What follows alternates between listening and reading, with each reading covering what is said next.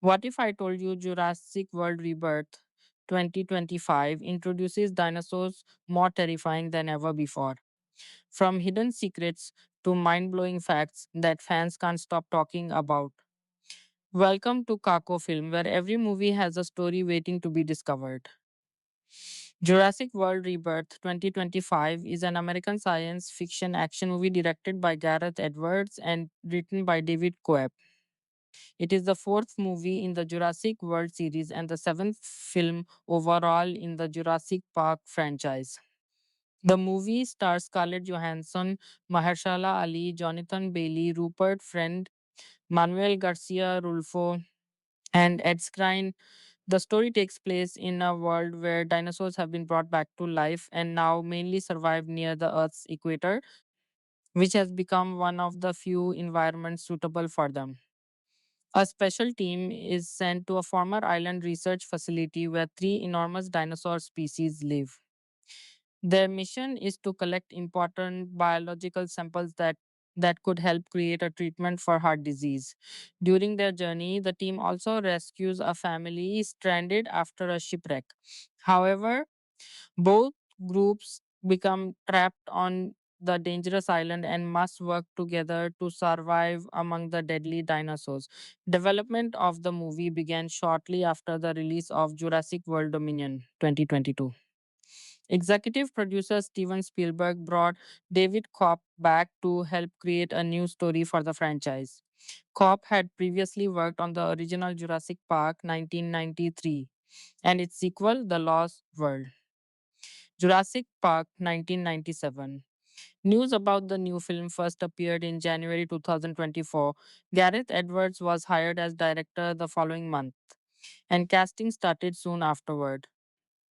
Filming took place between June and September 2024 in several locations, including Thailand, Malta, and the United Kingdom. The movie had a production budget estimated between $180 million and $225 million. Jurassic World Rebirth premiered in London on June 17, 2025, and was later released in the United States and Canada on July 2nd, 2025 by Universal Pictures. The film received mixed reviews from critics, although many felt it was an improvement compared to some of the more recent entries in the franchise. Despite the mixed reviews, the movie was a major box office success and earned more than $869 million worldwide, making it one of the highest grossing films of 2025. The film was also nominated for Best Visual Effects at the 98th Academy Awards. This made it the first movie in the Jurassic Park franchise since The Lost World. Jurassic Park to receive an Oscar nomination in any category. Due to its commercial success, a sequel has already been confirmed and is currently in development. In 2008, the company InGen operates a secret dinosaur genetics laboratory on an island called Ile Saint Hubert in the Atlantic Ocean. The facility is home to several genetically modified and mutated dinosaurs that were considered too dangerous and disturbing. One day, a terrifying six limbed Tyrannosaurus known as the Distortus rex escapes from its enclosure. The situation becomes so dangerous that all the workers are forced to abandon the island. By the year 2025, most of Earth's climate is no longer suitable for the cloned dinosaurs created by InGen and other companies. The surviving dinosaurs now live mainly in regions near the equator, the script where the climate is similar to that of the prehistoric Mesozoic era. These areas have become restricted zones where humans are not allowed to enter. A pharmaceutical company called Parker Genix is developing a new treatment for heart disease. One of its executives, Martin Krebs, recruits Zora Bennett, a former covert operations specialist, for a secret mission. She is teamed up with paleontologist Dr. Henry Loomis, who believes that biological samples from certain dinosaur species could help create a breakthrough medical treatment. In Suriname, Zora gathers a team that includes her longtime friend Duncan Kincaid, pilot Leclerc, mercenary Nina, and security specialist Bobby Atwater. The team illegally travels to Ile Saint Hubert to collect samples from three giant prehistoric animals: the massive aquatic Mosasaurus, the enormous land dwelling Titanosaurus, and the flying Quetzalcoatlus. At the same time, a man named Ruben Delgado is sailing near the island with his daughters, Teresa and Isabella, along with Teresa's boyfriend, Xavier Dobbs. While at sea, a Mosasaurus attacks the Delgado family's sailboat and flips it over. Ruben sends out a distress signal asking for help. Even though Martin wants the mission to remain the top priority, the expedition team decides to rescue the family.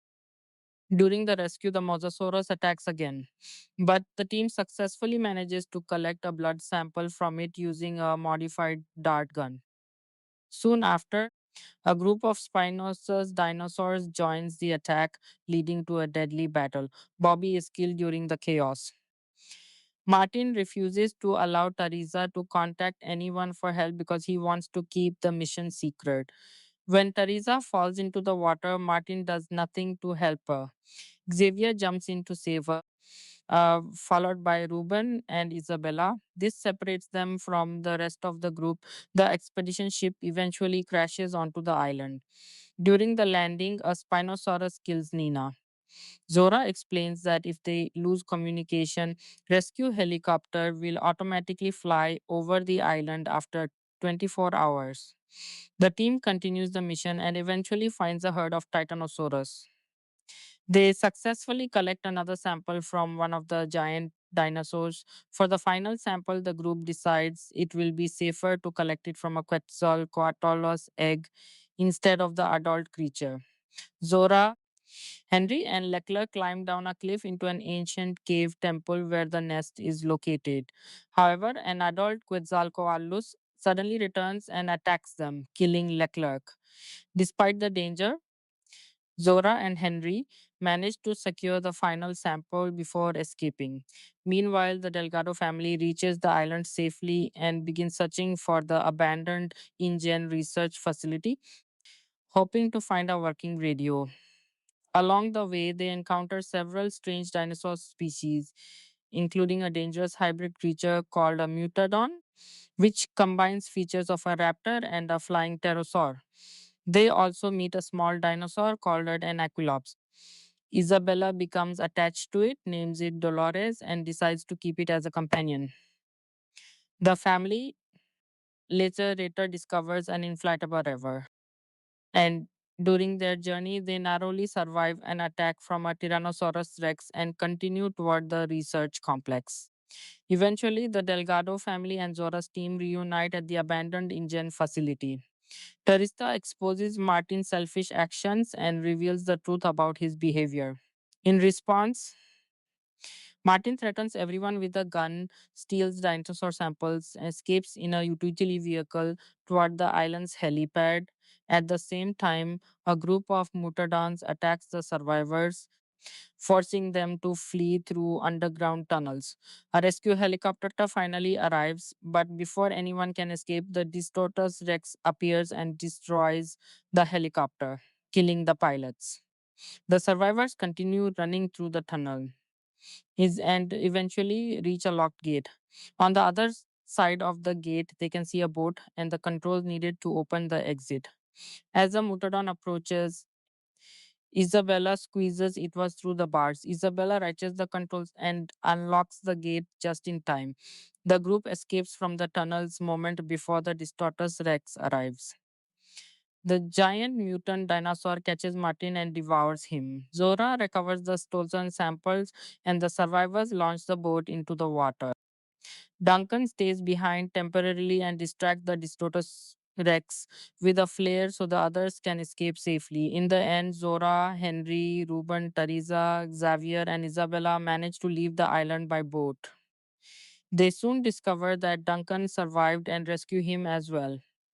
After everything they have been through, Zora and Henry decide not to give the valuable dinosaur samples to a single company. Instead, they choose to make the medical information freely available to the entire world so that everyone can benefit from the potential treatment. Jurassic World Rebirth 2025 represents the most deliberate franchise reinvention since the original Jurassic World relaunched the series in 2015. Directed by Gareth Edwards and written by David Coeb, the screenwriter of the original Jurassic Park 1993. The film made the bold creative decision to introduce entirely new cast of characters in place of the franchise's established faces.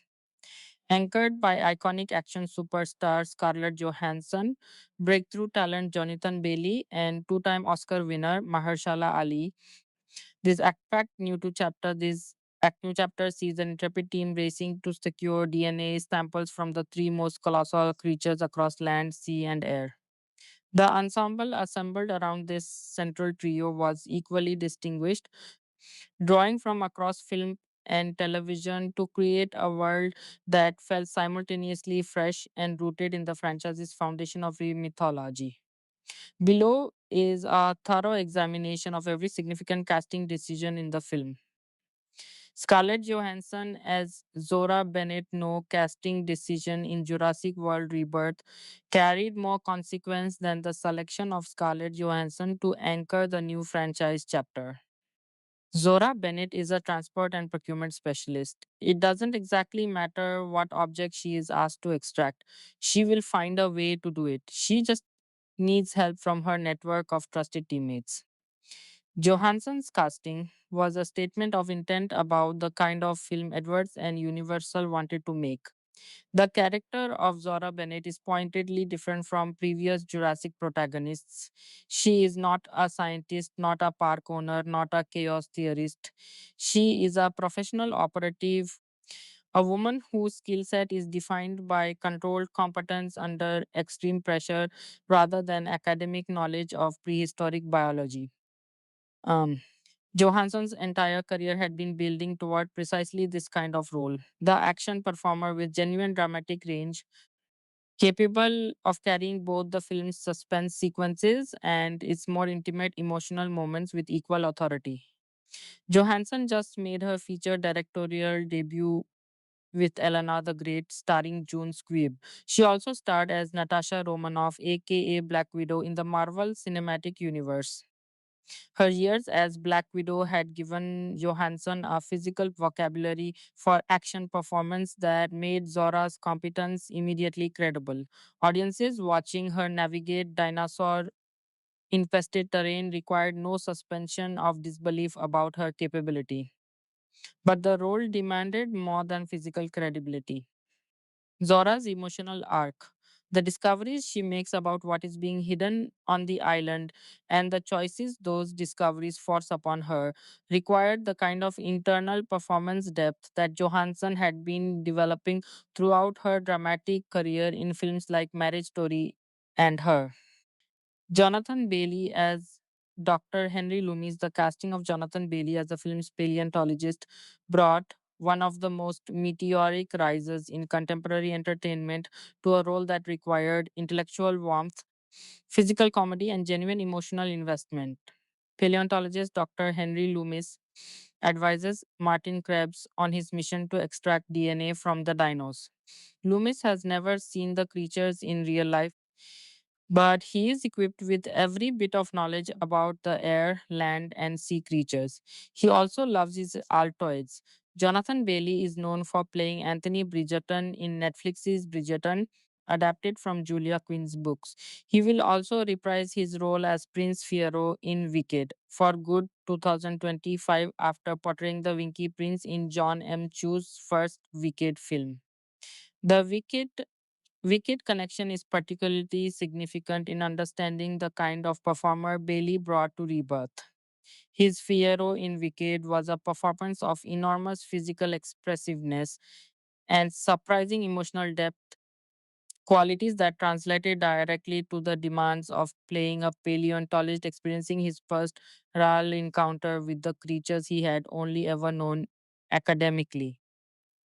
The detail that Loomis has never seen the creatures in real life is the character's defining vulnerability and Bailey's natural quality of embodied intellectual excitement. The sense of a mind responding in real time to overwhelming new input made that vulnerability thoroughly convincing. The chemistry between Bailey's Loomis and Johansson's Zora became one of the film's most discussed qualities upon release. The contrast between Zora's professional self possession and Loomis's barely contained scientific wonder gave the central pairing a dynamic quality that enriched the adventure spectacle with genuine human comedy and warmth. Mahershala Ali as Duncan Kincaid. Duncan Kincaid is Zora's go-to guy for missions like the one Rupert Friend's Martin Krebs has asked her to undertake. He knows all the best sailing routes and channels. He also has a happy-go-lucky personality that covers up a tragedy in his past. The casting of Mahershala Ali brought perhaps the most formally distinguished dramatic talent in the ensemble to a character whose defining quality was concealment. The jovial exterior masking genuine loss. Ali is one of the finest actors of his generation, a two-time Oscar winner whose performances in Moonlight and Green Book demonstrated an extraordinary ability to make interiority visible without explicit declaration. Mahershala Ali is most well known for playing One in Moonlight, 2016, Dr. Donald Shirley in Green Book, 2018, and G.H. Scott in Leave the World Behind, 2023. Duncan Kincaid's role as Zora's most trusted operative, the person she calls when the stakes are genuinely life threatening, required an actor whose screen presence could communicate deep reliability without recourse to heroic posturing. Ali's quiet authority, his capacity for stillness that reads as strength rather than passivity, made Duncan feel like exactly the kind person you would want beside you on an island full of apex predators. The character's happy go lucky personality that covers up a tragedy in his past was a character dimension that Ali could play with the minimal gestures. His performing style specialized in a flicker of something behind the easy smile, a moment's stillness before the grin returns. Rupert Friend as Martin Krebs. Martin Krebs represents a pharmaceutical company that wants to create a life changing drug that reduces the risk of cancer by a crazy statistic. He is the driver of the mission that brings Zora, Henry, Duncan, and more to the abandoned island of Dinos. The casting of Rupert Friend as Martin Krebs placed a performer with deep experience in morally complex supporting roles at the center of the film's institutional machinery. Krebs is the character who sets the plot in motion, the corporate representative whose pharmaceutical ambition create the justification for the mission's extraordinary dangers. Friend is known for playing Mr. Wickham in Pride and Prejudice 2005, Prince Albert in The Young Victoria 2009, Vasily in The Death of Stalin 2017, and Agent 47 in Hitman, Agent 47 2015. Friend's filmography reveals an actor comfortable inhabiting characters whose surface purposes diverge significantly from their deeper motivations. Mr. Wickham's charming villainy, the bureaucratic menace of his death of Stalin appearance, and this quality serves Martin Krebs well.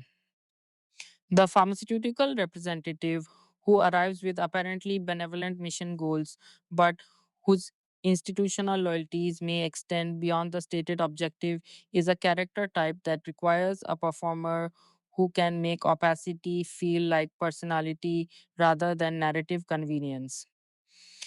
Manuel Garcia Rulfo as Ruben Delgado. Ruben Delgado has two daughters, and as a family, with his eldest daughter's boyfriend, they attempt a sailing expedition near the abandoned island. It's supposed to be one last hurrah before Teresa goes to college. The inclusion of the Delgado family as the film's civilian counterpoint to the professional mission team was a structural decision that connected Rebirth to the franchise's most enduring storytelling tradition. The ordinary family confronting the extraordinary. Ruben is that tradition's latest embodiment, a loving father whose protective instincts are tested far beyond any reasonable expectation of what a sailing holiday might demand. Garcia Rulfo is known for playing Vasquez in The Magnificent Seven 2016, Beniamino Marquez in Murder on the Orient Express 2017, Carlos in Widows 2018, and Tommy in A Man Called Otto 2022. He also stars as Mickey Holler in The Lincoln Lawyer on Netflix.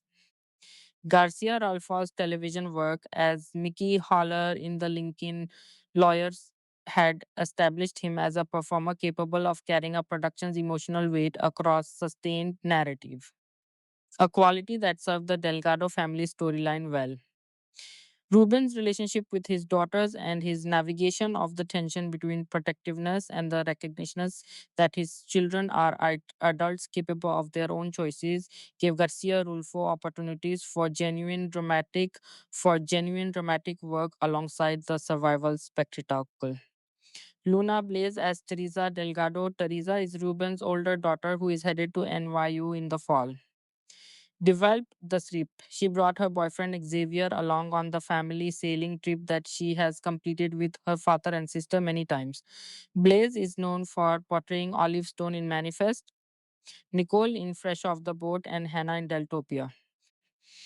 Teresa's narrative function, the college bound eldest daughter whose life transition gives the family trip its emotional urgency, is the kind of role that requires an actor capable of making the character's individual concerns feel real and significant against the backdrop of prehistoric crisis.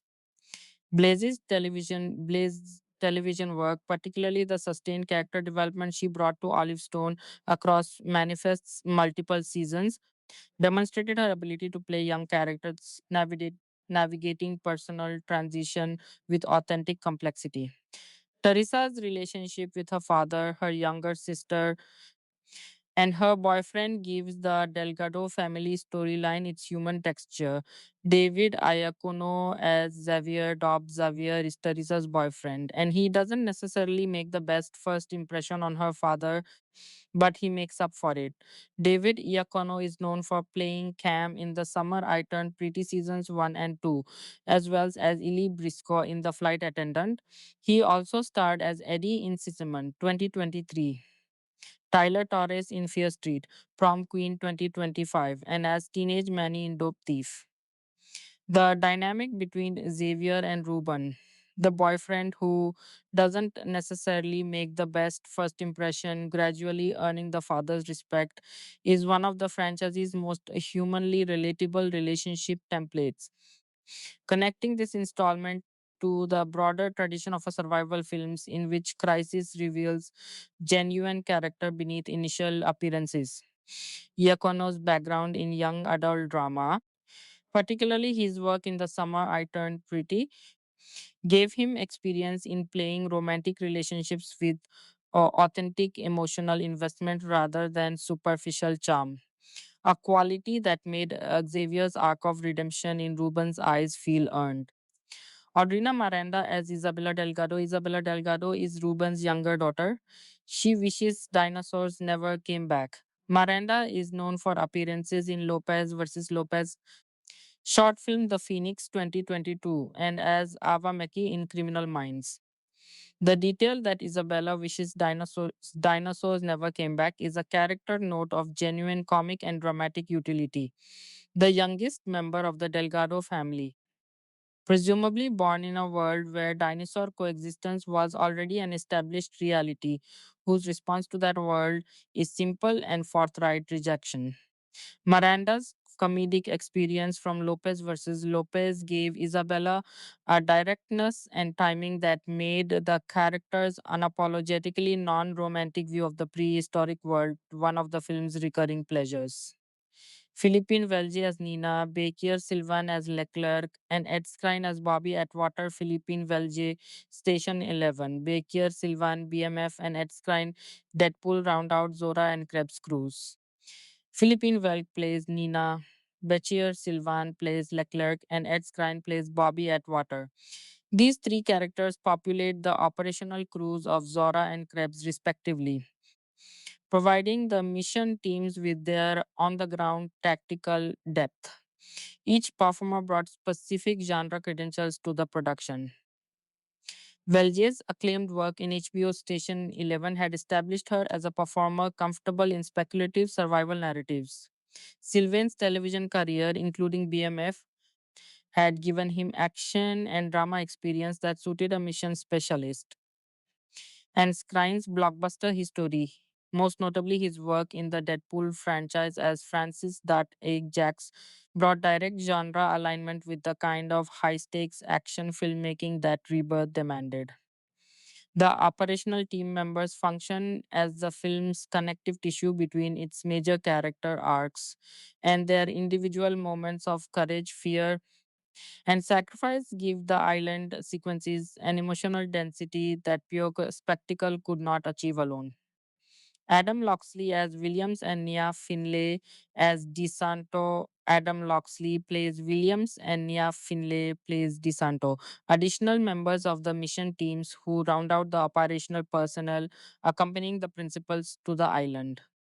These supporting roles, while limited in screen time, contribute to the film's insistence on depicting the mission as a genuinely staffed professional undertaking rather than a small group adventure. A world building choice that grounds the spectacle in procedural reality. The ensemble as a whole, a new generation for a new era taken as a whole. The casting of Jurassic World Rebirth reflects a production that understood both what the franchise needed to preserve and what it needed to shed. The decision to recruit an entirely new cast with no legacy characters returning from the previous Jurassic World trilogy was the boldest possible signal that this was genuinely a new beginning rather than a continuation. The result is an ensemble whose collective star power rivals any in the franchise's history. Johansson brings action authority. Bailey brings intellectual charm and physical comedy. Ali brings dramatic gravitas. Friend brings institutional complexity. Garcia Rulfos and his family bring human warmth. Development of the film was reported in January 2024 and had been underway for some time. Edwards was hired as director a month later and casting commenced shortly thereafter. The speed of the casting process, the rapid assembly of this ensemble once the director was confirmed, suggests that the combination of Edwards' vision, David Coep's script, and Universal's commitment to genuine franchise reinvention was sufficient to attract top tier talent without the extended negotiation periods that more uncertain productions require. The casting of Jurassic World Rebirth ultimately succeeded in its primary ambition, replacing the familiar with something new enough to be exciting but grounded enough in character and performance to be genuinely moving. In a franchise defined by the spectacle of prehistoric creatures, it is the human cast that determines whether any given installment earns its place in the series' legacy. This ensemble gave Rebirth the best possible chance of achieving exactly that. Production development. Spielberg, Coep, and the Return to Origins, the story of how Jurassic World Rebirth came to exist, is inseparable from the story of how the franchise that preceded it had run out of road. By the time Jurassic World Dominion was released in 2022, the Jurassic World trilogy had followed a consistent trajectory of critical diminishment and commercial contraction. The original Jurassic World had grossed $1.67 billion worldwide in 2015. Fallen Kingdom dropped to $1.1 billion in 2018.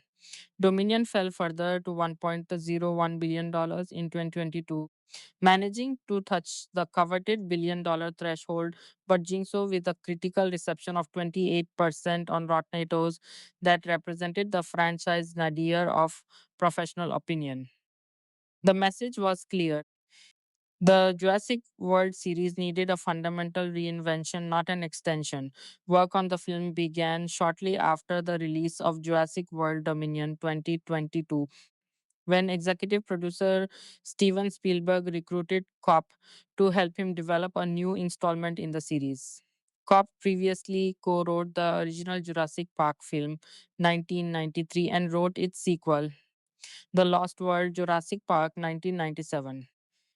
The decision to bring Coeb back, the man who had co-written the original film with Michael Crichton and alone written its sequel, was in itself a declaration of creative intent.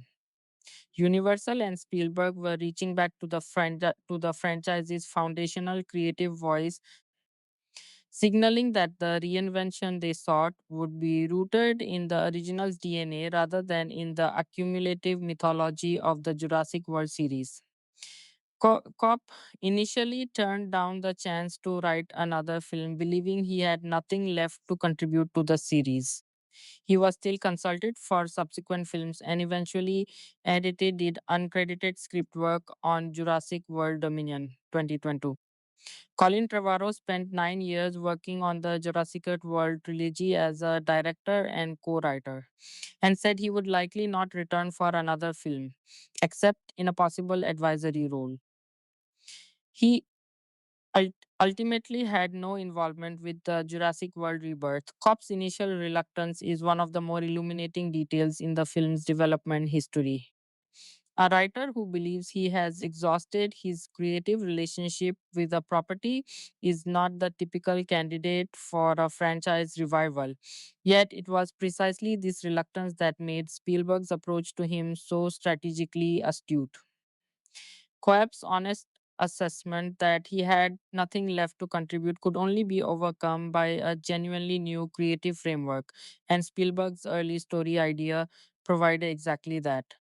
Development on Jurassic World Rebirth began shortly after the release of Dominion, with an early story idea from Spielberg that features heavily in the final film.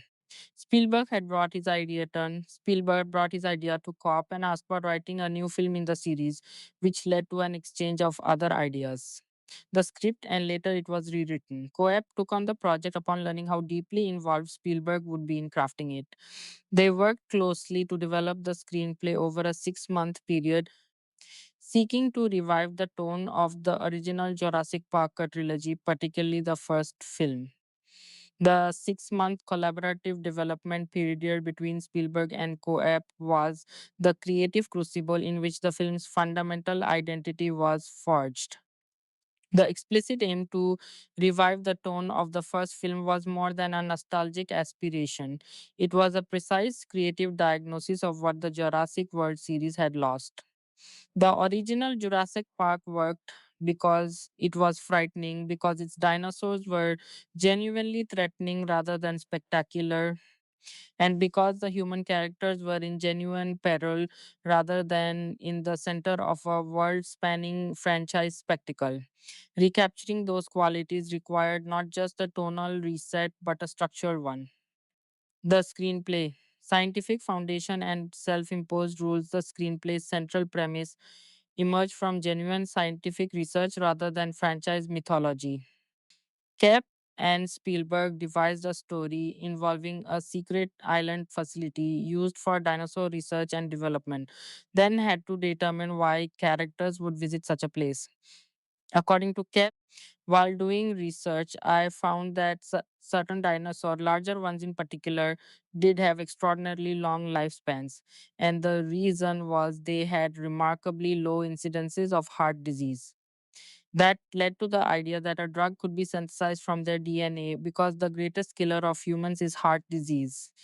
Ben Lam, co founder of Colossal Biosciences, said the premise is realistic. There's hidden cures and hidden data in all these species that we're losing. This external scientific validation gave the film's premise a credibility grounding that most blockbuster conceits lack. The pharmaceutical mission that drives the story is not merely a plot device, but a scientifically defensible idea with real world proponents. The idea of mutant dinosaurs was inspired by the hybridized dinosaurs in earlier Jurassic World films. Coep said that he and Spielberg realized the hybrids can't all have gone well. This is genetic experimentation. Things are not going to work out sometimes.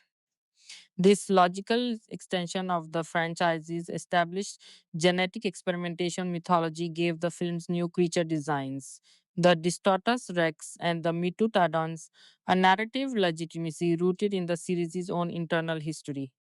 Koep also said, "We decided early on that because the first and second trilogies have concluded their stories. Let's not restrict ourselves in any way. Let's have all new characters in an all new location." This decision to start entirely fresh, no returning cast, no legacy characters, no obligation to previous storylines, was the most liberating creative choice in the film's development. It developed the script. It allowed Kopp and Spielberg to design a story that could be optimized purely for narrative and emotional impact rather than franchise continuity. Koep wanted to revisit the concept of humans in a dinosaur environment, whereas the two preceding films had shifted toward the animals living incapable around the world, of which Koep said, "I don't know where else to go with that." He felt that this idea had been thoroughly explored, furthermore, saying, "Once that happened, you can go anywhere in the world and you can have as many crazy dinosaur situations as you want." I was more limited. I find limitations freeing. Aside from the inclusion of dinosaurs, Quap had no story requirements to follow in writing the script, although he did compile a list of rules for himself. These included that the film being based on accurate science, that it would not retcon any events from the previous films, and that humorous dialogue be included. He also sought to depict the non-mutant dinosaurs as animals rather than monsters, stating that their actions are driven by either hunger or territorial defense. Cope's preparation for the screenplay was thus thorough. Before writing the script, Quep rewatched the preceding six films in the franchise. He also reread Crichton's Jurassic Park novels for the first time in nearly 30 years, incorporating concepts from both books. Rebirth includes a sequence from the first novel that was cut from its film adaptation, in which characters in a raft must escape from a Tyrannosaurus rex.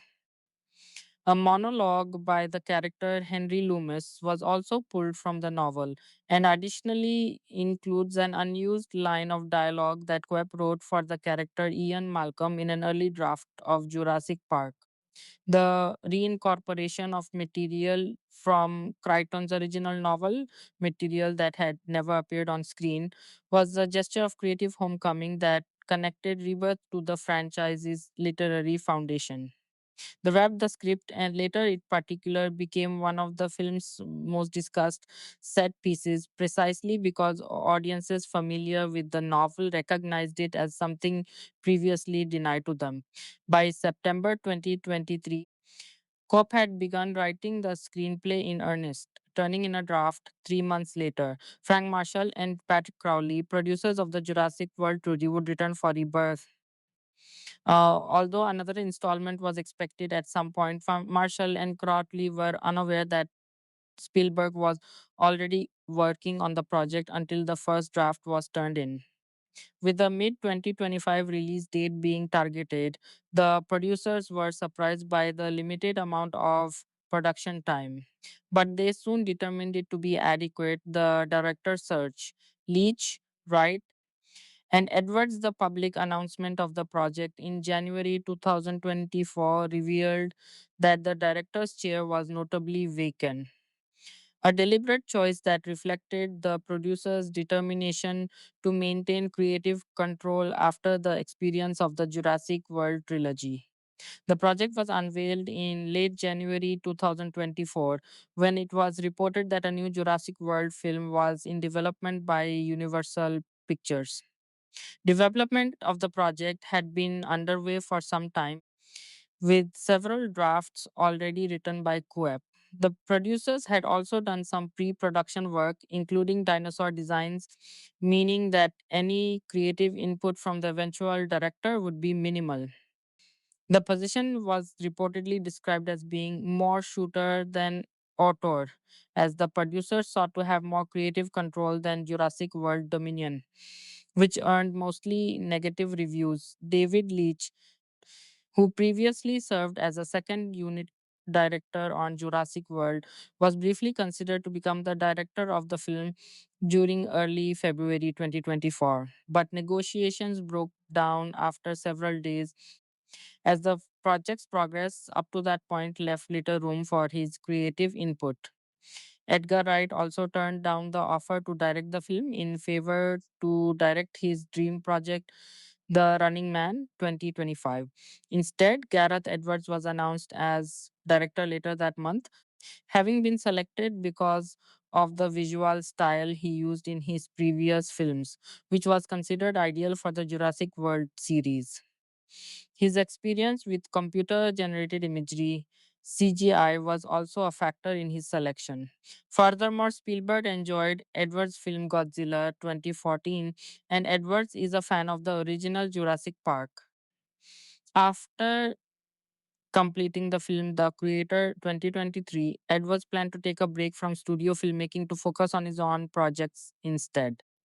Developed the script and later writing new film when he was offered the Jurassic World project, which he described as the only movie that would make me drop everything like a stone and dive right in. Later, it was rewritten. Feeling depleted after finishing The Creator, he hoped that Coep's draft would give him reason to turn down the directing job, but was instead won over.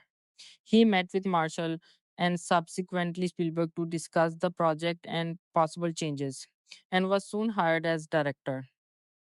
Edwards had less than a year and a half to get the film finished, a process he said would normally take 2.5 years.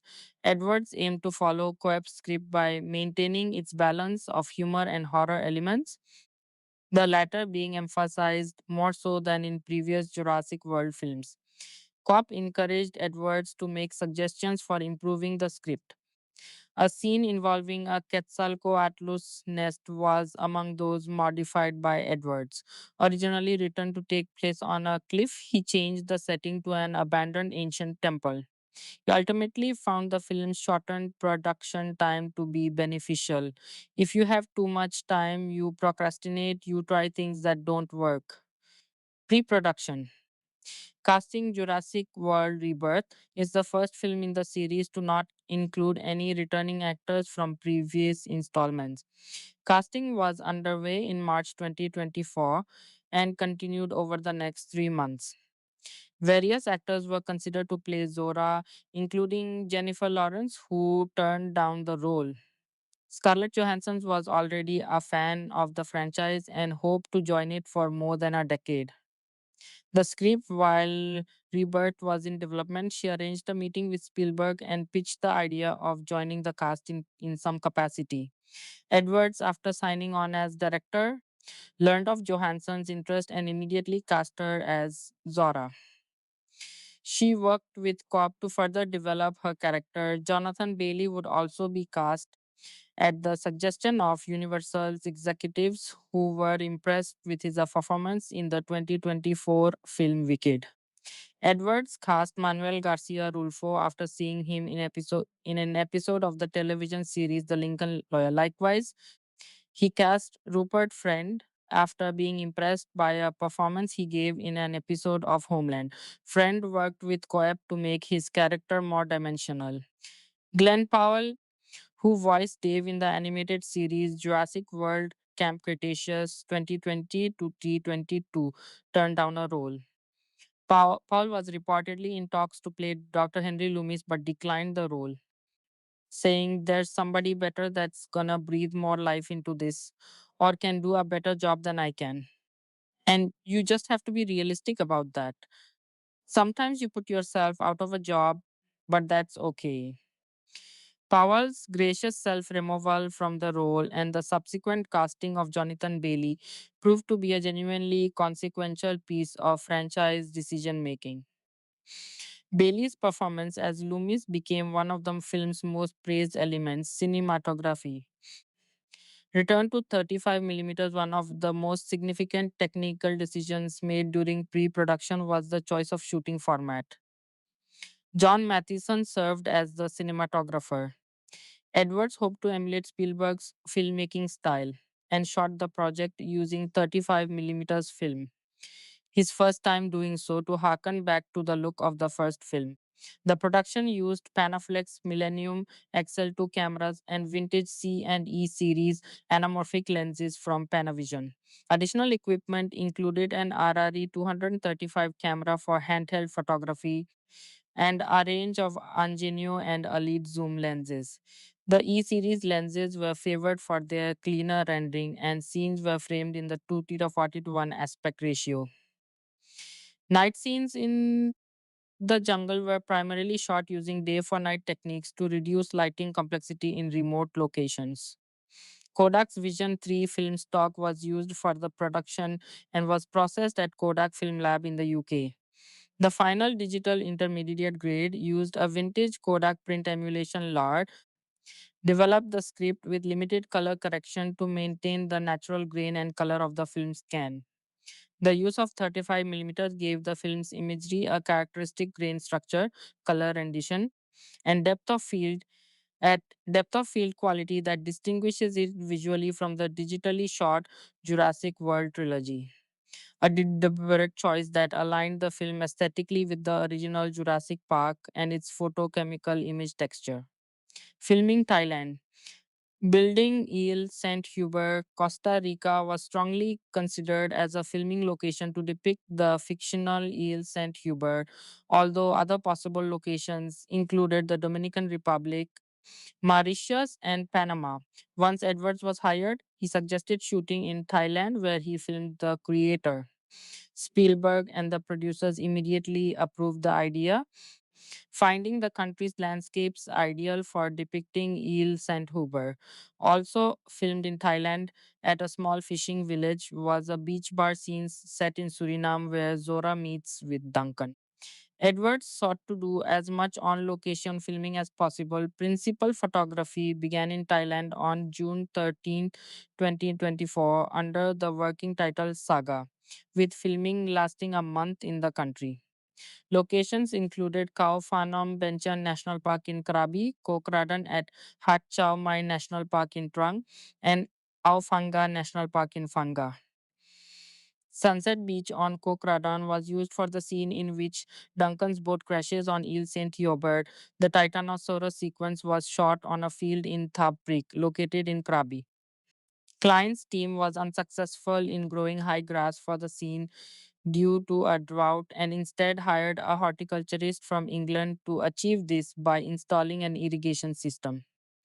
Shooting in Thailand was made difficult by the presence of venomous water snakes and insects.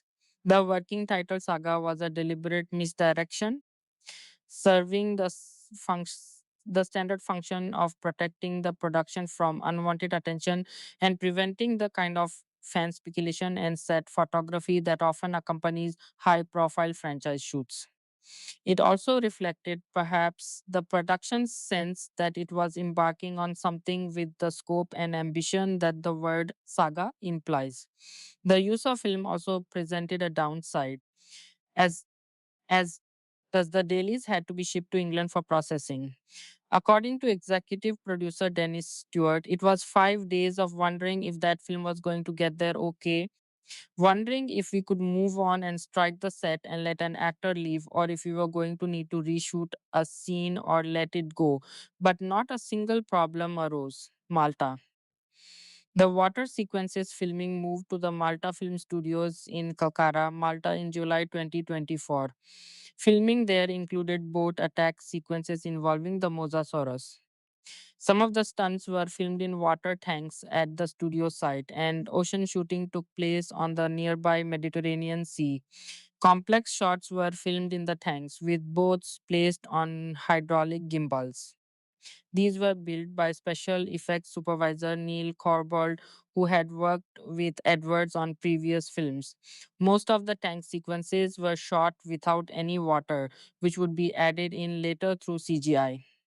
Edwards acknowledged that filming the ocean sequences was very difficult. Johansson said, "There was no escape from the sun. It was just baking every day. And you're on this rig 30 feet in the air or whatever it is, and it's moving up and down and sideways, and there's all this water being shot out of these cannons towards you. It was brutal. Johansson's account of the Malta shoot conveys the genuine physical demands of the Mosasaurus attack sequences. The combination of hydraulic gimbal movement simulating a vessel's under attack, artificial water cannons, and Mediterranean summer heat created conditions that tested the cast's endurance alongside their performance capabilities. UK Sky Studios Elstree and location shoots in August 2024. Filming moved to London and Sky Studios Elstree in the United Kingdom.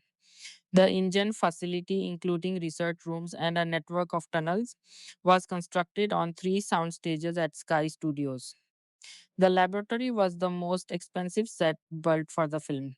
An artificial jungle, the gas station mini mart, and the interiors of Duncan's boat and the ancient temple were among other sets constructed at Sky Studios. Also built, there was 70-foot cliff wall for when Zora's team rappels down to the temple. A waterfall was added to this scene through visual effects, using footage of the Jog Falls in Shivamoga district, Karnataka, India. A museum scene was shot at the Old Royal Naval College in Greenwich, London. The start of the T Rex river chase was filmed at a flooded quarry in Thailand, while the remainder were shot in the UK at Lee Valley Whitewater Centre in Hertfordshire. On-set rocks and CGI landscaping would be used for the latter location. Garcia Rulfo performed several of his own stunts, and he and Iacono learned scuba diving for the aquatic scenes. Friend had to be suspended from a wire for the scene depicting the death of his character, Krebs the T. Rex River Chase. The sequence, drawn directly from Kyton's original novel, was split between two countries and two filming environments, requiring the visual effects team to create seamless continuity between a flooded Thai quarry and a British whitewater facility.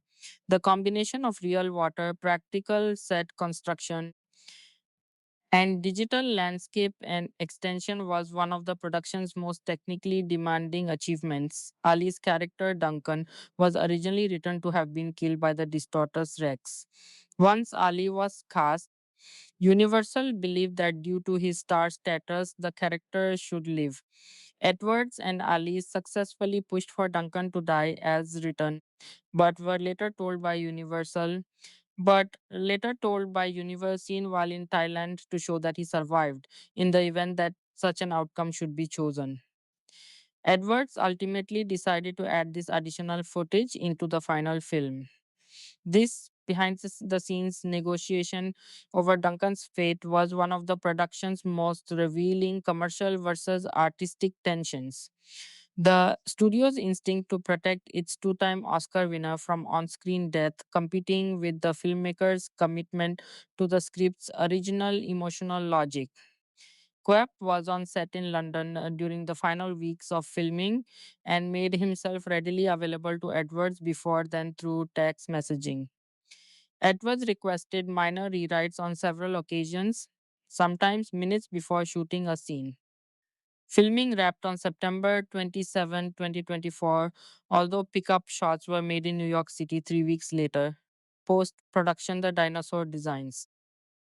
ILM and a new prehistoric vocabulary, Industrial Light and Magic ILM, returned from previous installments to handle the CGI for dinosaurs and other prehistoric animals featured in the film. Mm, Because of its limited pre production period, the Jurassic World Rebirth crew did not have time to make heavy usage of animatronics, marking a departure from the film's two predecessors. However, on set materials were still used to aid the actors.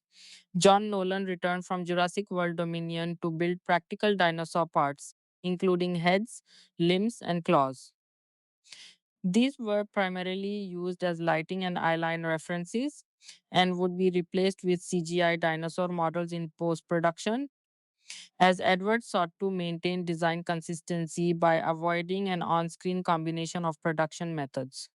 Unlike previous films, ILM had only 6 weeks to finalize the dinosaur designs for Rebirth as a result of its truncated pre production. Edwards chose not to include feathered dinosaurs because he thought they looked like big chickens and weren't all that scary, according to ILM's visual effects supervisor J. Wade Vickery. This design decision, consciously departing from the scientific consensus on feathered theropods, reflects Edwards' commitment to the franchise's own internal aesthetic logic over strict paleontological accuracy. The Jurassic Park dinosaurs have never been scientifically accurate reconstructions. They are a visual tradition in their own right, and Edwards honored that tradition while pushing it in new directions. The Distortus Rex was the production's most ambitious new creature design. The design of the Distortus Rex was inspired by the xenomorphs in the Alien franchise and the rankers in the Star Wars franchise. With its bulbous head, Vickery stated, it's as if another animal has been wrapped around the T Rex. Gareth wanted us to feel sorry for it as well as terrified because its deformities have caused it some pain and there is an encumbrance to it. Edwards was heavily involved in the design of the Distortus Rex, whose traits include gorilla like arms and movements at his suggestion. Another type of mutant animal, the flying mutants, are a combination of a pterosaur and velociraptor. They were inspired by an encounter that Cobb had with a bat on his porch. Cobb described the mutadons as a failed early attempt by InGen to create hybridized dinosaurs. The mutadons underwent many design changes, some depicting the creature with multiple heads and varying limb configurations, as ILM sought to maintain a balance between science fiction and believability. The final design was selected around the end of 2024 after 9 months. Rebirth includes the return of Spinosaurus, a dinosaur previously featured in the film Jurassic Park 3, 1, of which Edwards is a fan. For Rebirth, the Spinosaurus was redesigned to reflect newer research which determined the animal to be primarily semi aquatic. According to Vickery, we've given it more powerful hind limbs. We've given it more powerful hind limbs, webbing in between its feet, and the appearance of a shorter, more powerful neck by adding fatty deposits and extra skin folds. To determine the design and behavior of the Spinosaurus, ITLM studied crocodiles and grizzly bears. To establish the film's Tyrannosaurus as a different individual than the ones depicted in the previous installments, the dinosaur was redesigned to draw influence from the 1969 film The Valley of Gwangi. Vickery described it as a healthier, heavier, more muscular, more bull like animal while retaining the typical look of a Jurassic Park T Rex. The Aquilops, the small creature that Isabella adopts and names Dolores, received a uniquely practical treatment. One of the primary dinosaurs also new to the film series is Aquilops. The production used three on-set animatronics, each measuring 18 inches in length and operated remotely by a team of puppeteers. The primary animatronic had numerous motors to simulate movements such as breathing, blinking, and tail wagging. This was used for close interactions with the cast, while another animatronic was used in scenes where characters pick the creature up, and a third was used for lighting reference. Because of their abundant use of 3D printed parts, these puppets weighed less than typical animatronics editing. The runtime debate by the end of 2024, Edwards finished his first cut of Jurassic World Rebirth. He wanted the film to be under 2 hours long, and his cut was 1 minute below this mark, excluding the credits. Edwards removed 5 minutes to achieve this, but ultimately restored the footage at the request of Universal executives. Three other scenes are absent from the final theatrical cut, two of which Edwards was fine with removing. The third consisted of additional material for the gas station sequence. He described it as a little bit more like being hunted. The tension of something coming. It was cut because it slowed down the film's third act, which was written to be fast paced. According to Edwards, the best the advice side that Spielberg gave him was to reduce sequences during post production. He was saying it's like a meal. The best version is consumers leave just slightly hungry, then they'll get back in the queue and do it all over again. Spielberg's gastronomic metaphor for film pacing reflects lifetime of experience calibrating blockbuster entertainment for maximum audience appetite. The recognition that the best adventure films end before the audience is satiated, sending them out of the theater wanting more. While in post production, Edwards briefly considered the idea of having a T Rex show up in the ending to battle the Distortus Rex and inadvertently save the humans. Other filmmakers on the project rejected this idea for lack of originality, noting that previous installments in the series already ended with a dinosaur battle. The film already had numerous Easter eggs referencing the original Jurassic Park. Upon seeing an early cut of Rebirth, Spielberg and Kopp requested that these references be removed entirely, although Edwards was ultimately allowed to keep most of them. Among the exceptions was Mr. DNA, an animated character in the original film, who was cut from an exposition scene in Rebirth. In the film, it is stated that public interest in dinosaurs has decreased. Metaphorically, Edwards viewed the animals somewhat like films, referencing the decline of movie theaters and the rise of streaming platforms. He saw the mutant dinosaur storyline as some strange version of the situation we're in as filmmakers, where, like, how do you get people excited about this stuff again? By March 2025, Edwards was working 7 days a week with ILM and film editor Jabez Olson to have the project finished in time for its release. In total, Jurassic World Rebirth contains 1,515 visual effects shots, the most of any film in the Jurassic series.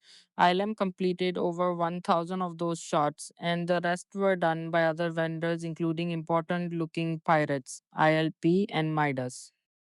The film was completed in May 2025. Music Alexander Desplat and the score Jurassic World Rebirth was scored by Alexander Desplat, reuniting with Edwards after Godzilla and further replacing Michael Giacchino, who composed the previous installments in the Jurassic World series.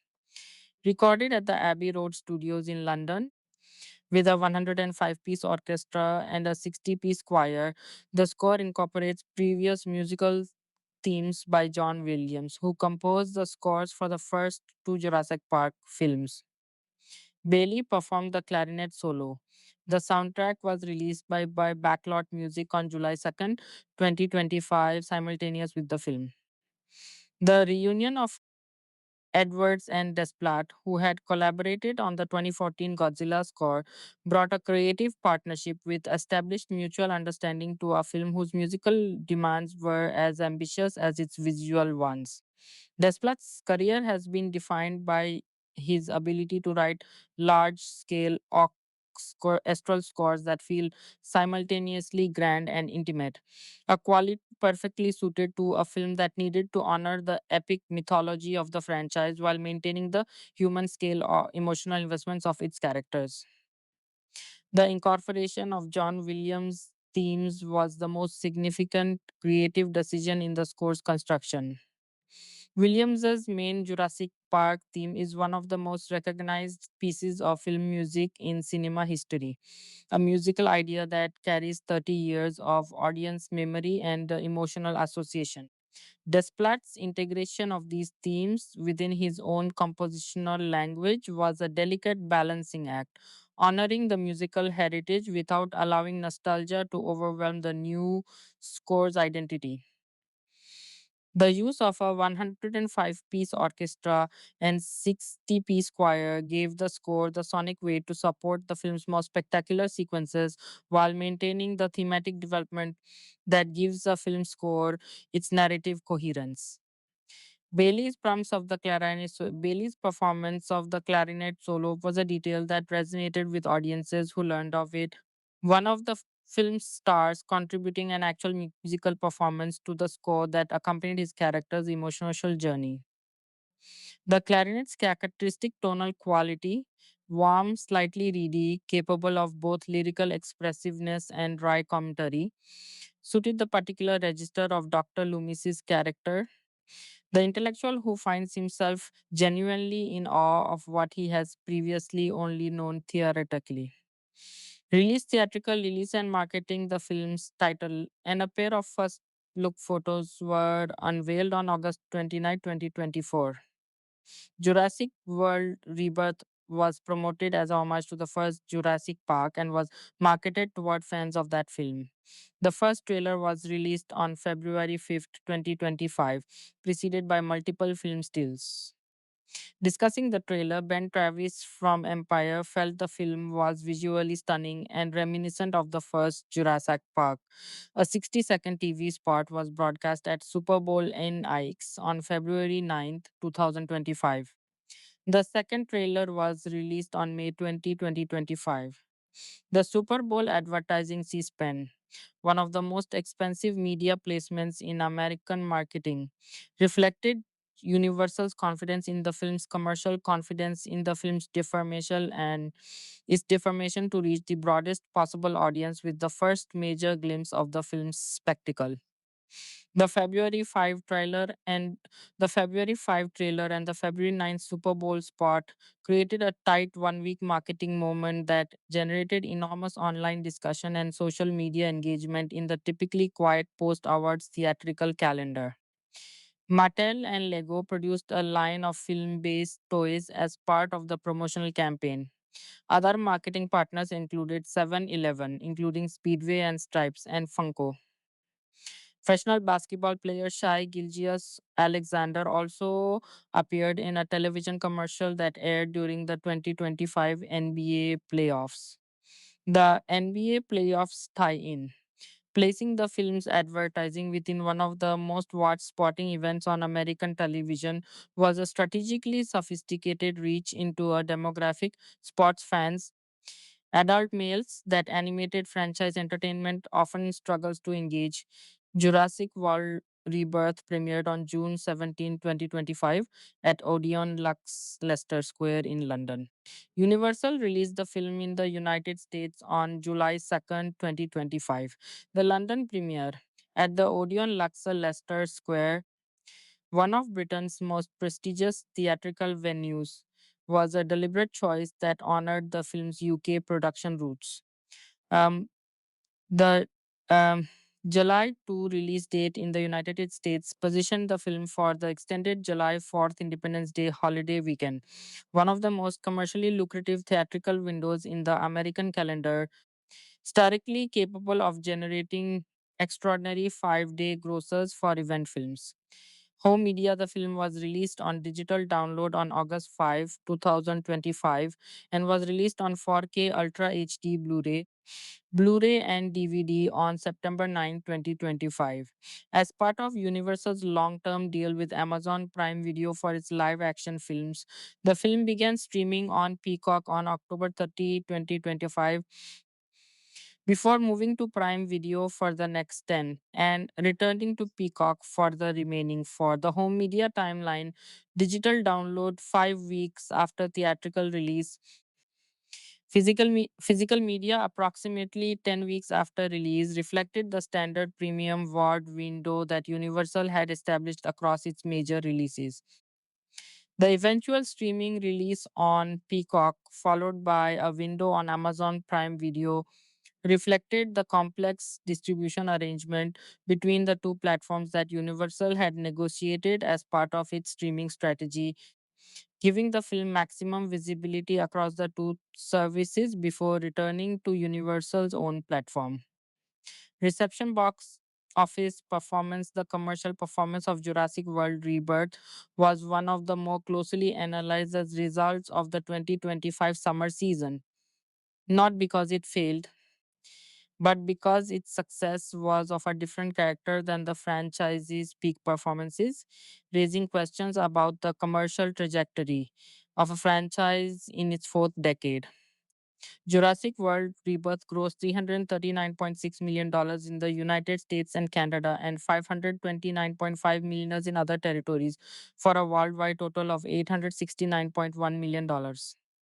The Hollywood Reporter initially projected the Hollywood Data $100 125 million 5-day opening weekend in the United States and Canada, while Deadline Hollywood projected $115 135 million. In the week of release, Deadline Hollywood projected a global opening weekend of around $260 million, with a draft was domestic 5-day gross of $130 million. The film made $30.5 million on its opening day, led to projection for its 5-day opening weekend increasing to $133.5 million.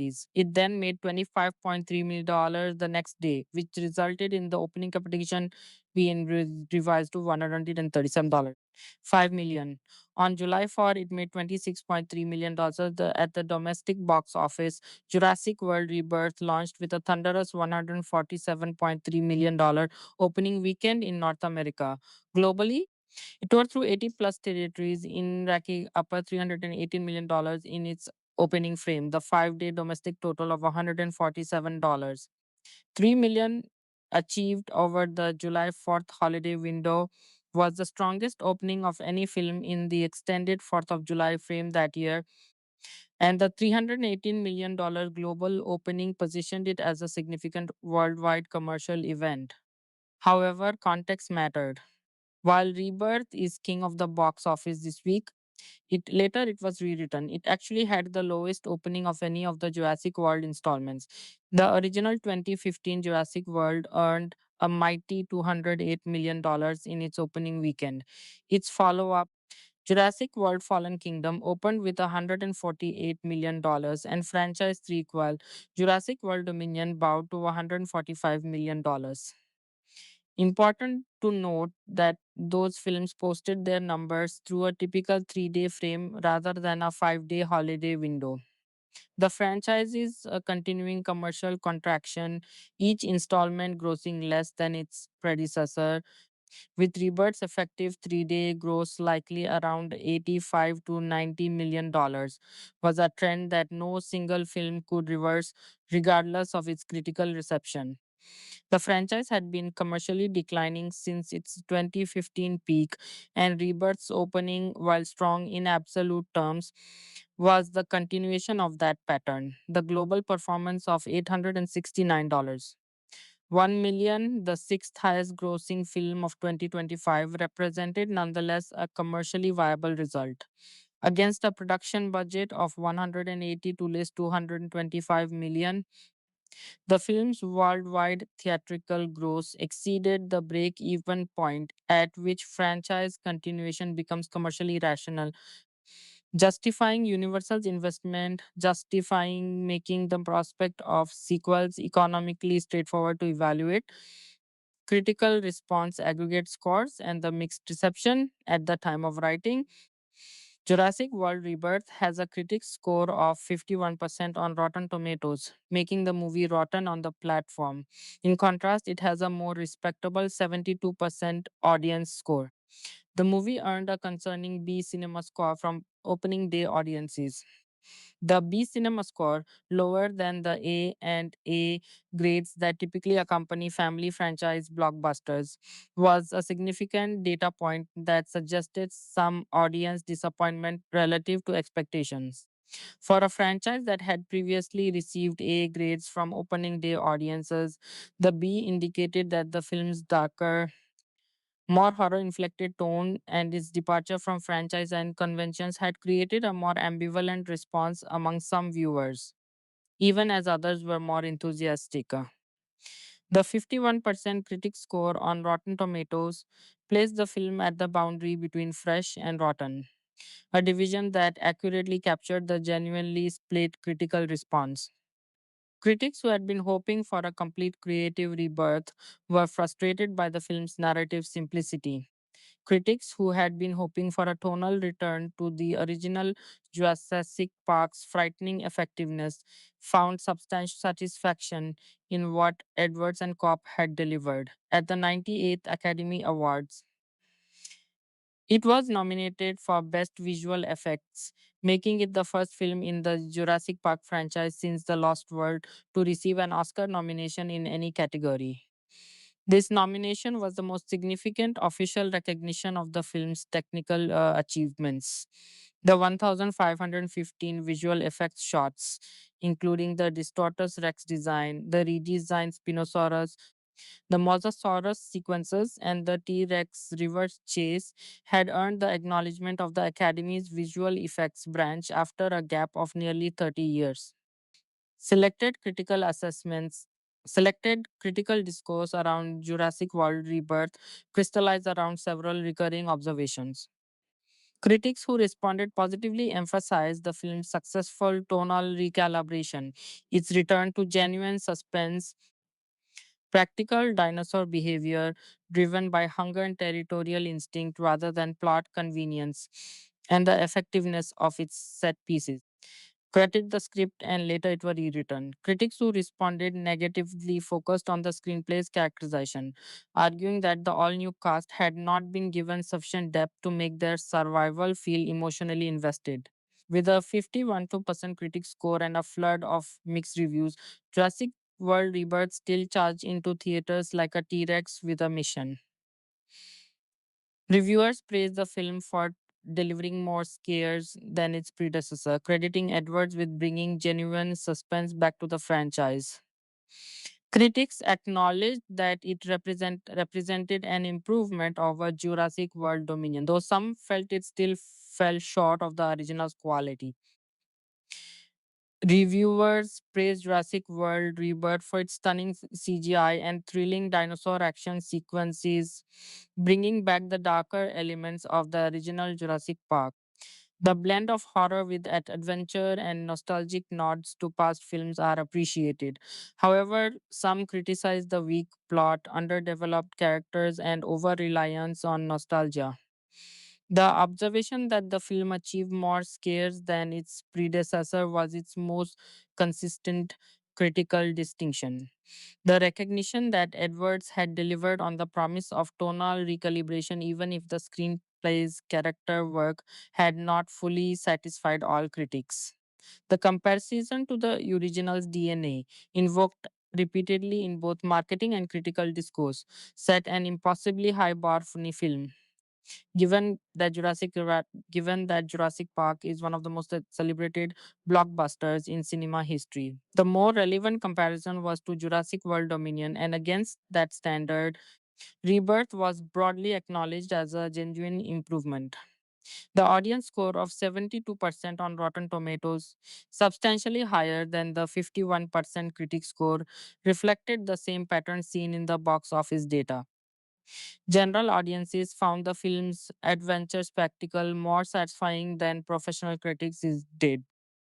The gap between the two scores was one of the more pronounced audience critic divergences of the 2025 summer season, reflecting the fundamental difference between professional critical standards, which foreground originality, character complexity, and thematic coherence, and general audience pleasure criteria, which prioritize spectacle, pacing, and the satisfaction of genre expectations. It became the sixth highest grossing film of 2025, grossing over $869 million worldwide. This commercial result, strong enough to justify franchise continuation, but modest enough relative to the series' peak to confirm the trajectory of audience attrition, left the franchise in an ambiguous but viable position. Universal had a film that grossed nearly $870 million worldwide with a relatively contained budget, nominated for an Academy Award, and broadly acknowledged as a creative step up from its immediate predecessor. Whether that was sufficient to justify the ambitious sequel plans that Universal reportedly entertained remained the question that the film's reception, taken as a whole, had done more to complicate it than to answer. Gareth Edwards rejects the silliness of the previous three films, directing Scarlett Johansson and Jonathan Bailey through a series of tense, exciting set pieces that hew closer to Steven Spielberg's 1993 classic. A million years ago, in 1993, Steven Spielberg's Jurassic Park unleashed two menaces on the planet.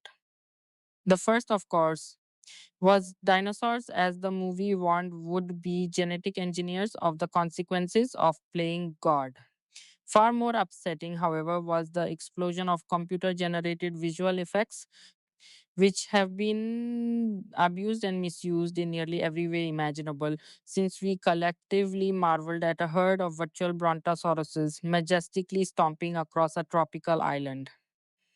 The Jurassic sequels have been among the worst offenders, illustrating corny situations with unconvincing visuals and thereby subjecting one of Hollywood's most profitable franchises to the tyranny of VFX, as in the turducken like gag of a mosasaurus eating a pterodactyl halfway through eating a park guest.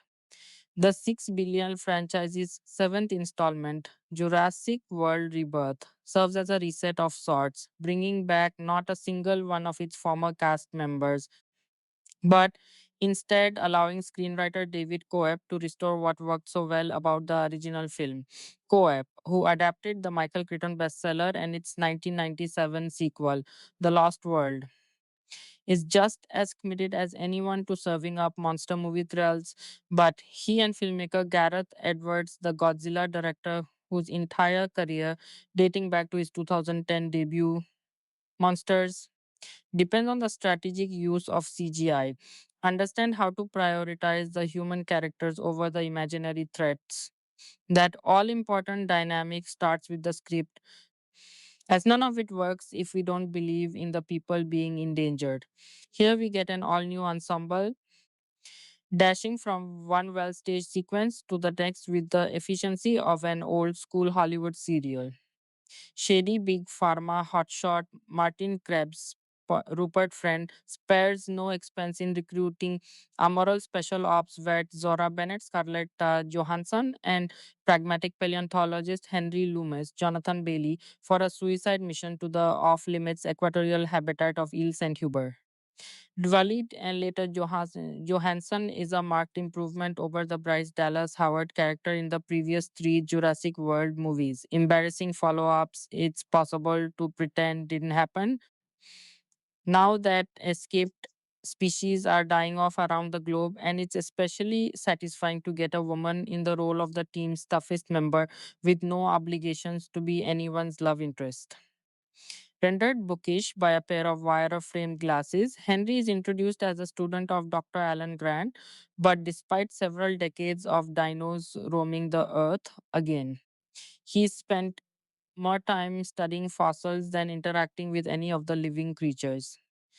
Krebs offers him a chance to observe them up close as he attempts to collect blood samples from the three largest species, the aforementioned Mosasaurus in water, Titanosaurus on land, and Quetzalcoatlus of the air. Meanwhile, an intimidating opening sequence teases the true attraction of Rebirth.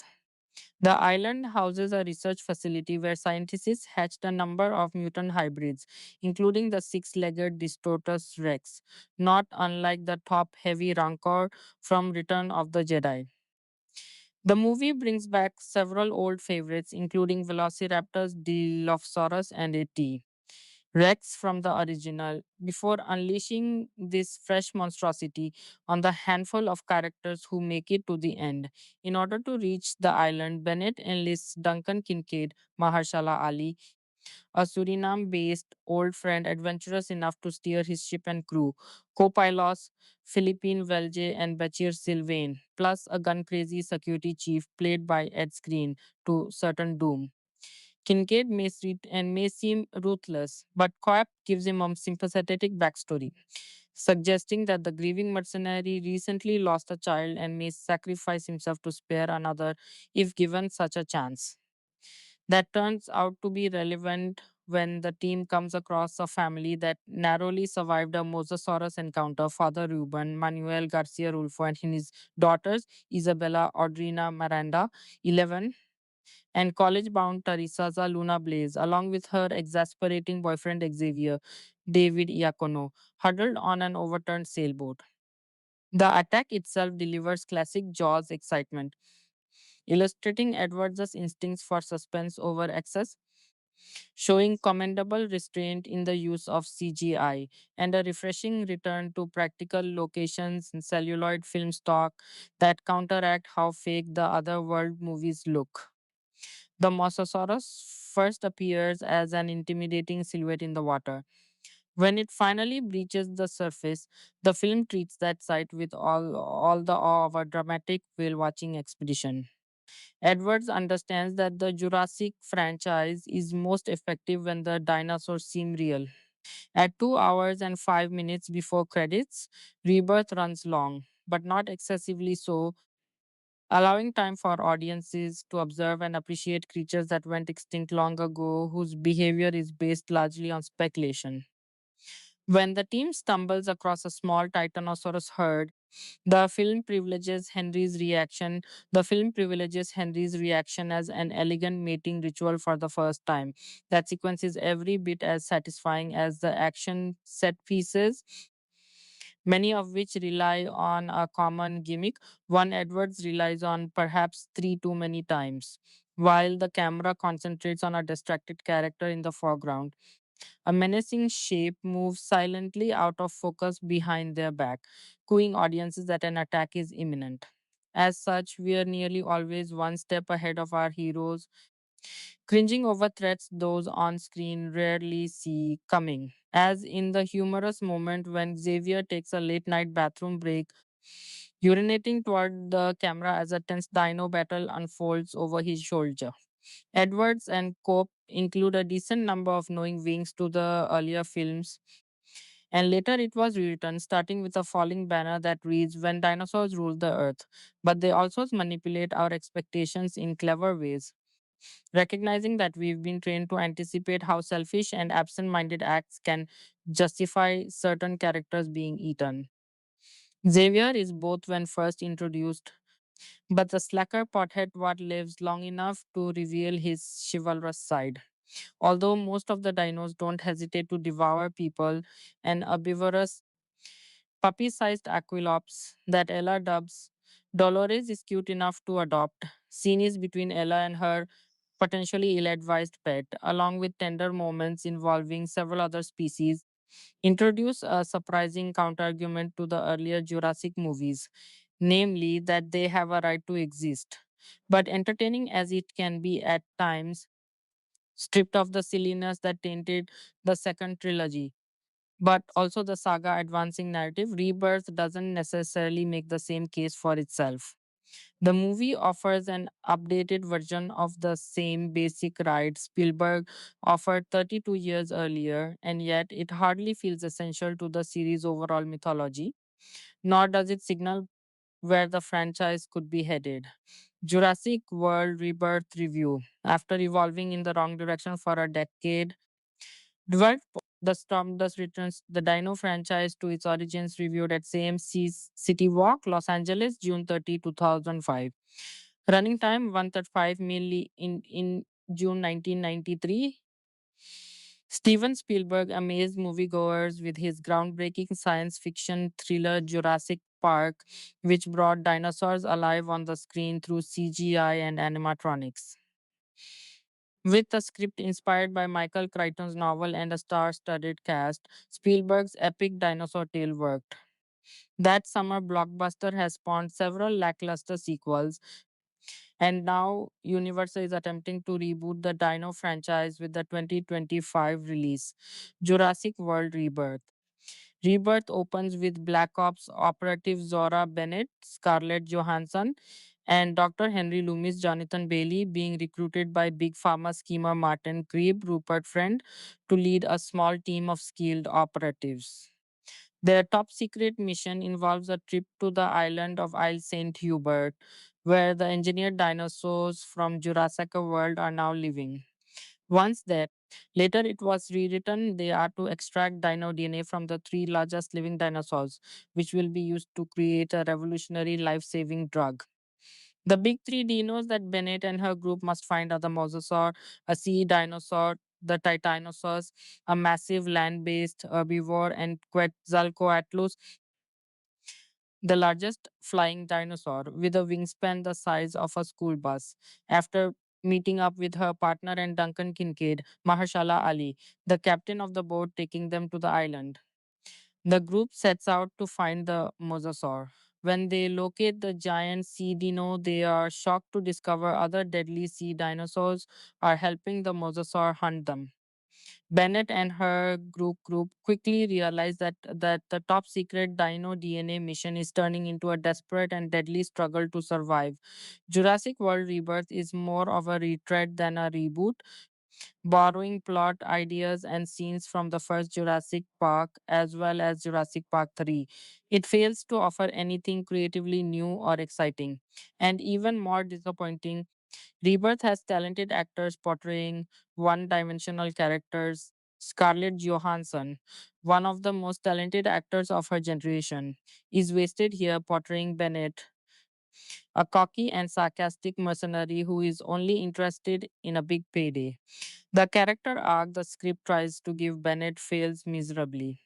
Johansson also has zero chemistry with Jonathan Bailey as Dr. Loomis or any of her other co-stars. Mahershala Ali's character Duncan, later it was rewritten, is given a little depth with the mention of a broken marriage due to the loss of a child, but it's not enough to make him interesting or give the character a personality.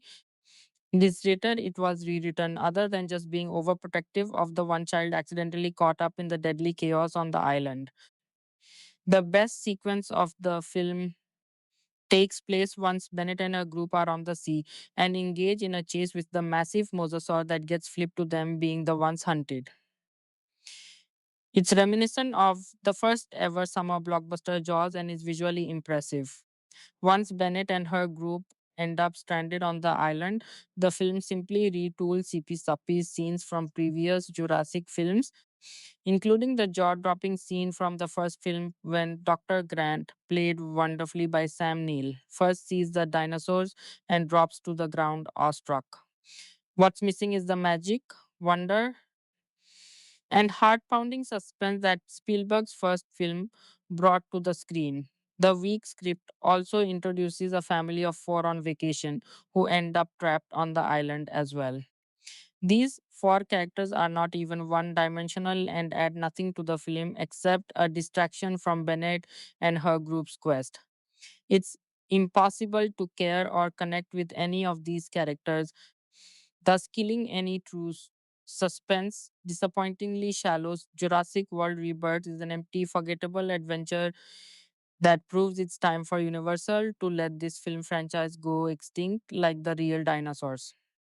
Jurassic Park 1993 is, without a shadow of a doubt, one of the films of my life. A landmark in cinema history, not just on a technical level, but especially for the way it blends pure entertainment with philosophical and ethical commentary on science, nature, and humanity. Unfortunately, the same can't be said about the rest of the franchise. The Lost World, Jurassic Park 1997, and Jurassic World 2015 are, in my personal view, the only sequels that actually offer something worth noting. The others range from forgettable to downright insulting. Still, how can anyone resist a new dinosaur blockbuster? No matter how disappointing the recent entries have been, no matter how formulaic the saga has become, the promise of seeing these majestic creatures back on the big screen is enough to stir genuine excitement. Curiosity always outweighs fatigue, even when everything points to yet another disposable chapter, which thankfully isn't the case with Jurassic World Rebirth. When you've got Gareth Edwards, Rogue One behind the camera, and David Coep, Jurassic Park in the script, two names with history and talent, it's impossible not to walk into the theater with at least a shred of hope. Sadly, Jurassic World Rebirth is another bittersweet chapter, a movie that, while it contains quite engaging moments, still doesn't know how to justify the franchise's ongoing existence. The film tries to act as a new starting point, placing the story several years after the events of the last installment. In a world where dinosaurs coexist more and more unnaturally with humans, Jurassic World Rebirth review, the plot centers on a group of scientists and researchers who discovered that a pharmaceutical company is using dinosaur DNA to create high value medicines with the potential to cure incurable diseases. The problem, only the wealthiest will have access to these treatments. Scarlett Johansson marriage story leads the cast as Zora, a covert ops agent, alongside Mahershala Ali Green Book as Duncan Kincaid, a former soldier with personal motivations, and Jonathan Bailey Wicked as the team's paleontologist. Together, they infiltrate a forbidden island, formerly used for research and genetic study, that unsurprisingly holds more than just corporate secrets. Edwards has an undeniably strong visual eye. His past movies proved he knows how to create a sense of scale and grandeur, elevating narratives that are sometimes quite simple. In Jurassic World Rebirth, that skill shows up in certain key moments, especially in how he shoots the dinosaurs with a near sacred reverence as if they were gods lost in time. That feeling of awe, while not as frequent as one might hope, is still present in a few wide shots that, at their best, evoke Steven Spielberg's magic from 1993. However, the overall impression is of a director constrained by an overly familiar structure. Adverter seems more concerned with paying homage to iconic sequences from the past than with crafting something truly his own. Jurassic World Rebirth is packed with recreated scenes from the original, from the quiet suspense of the velociraptors to the obligatory T-Rex roar. There's nothing wrong with nostalgia when used with purpose, but when it becomes the primary emotional driver of the film, something is off. Cobb's screenplay also leaves much to be desired. The return of the original screenwriter was one of the main reasons expectations were higher. After all, if anyone understands the themes, tone, and DNA of this saga, it's co-op.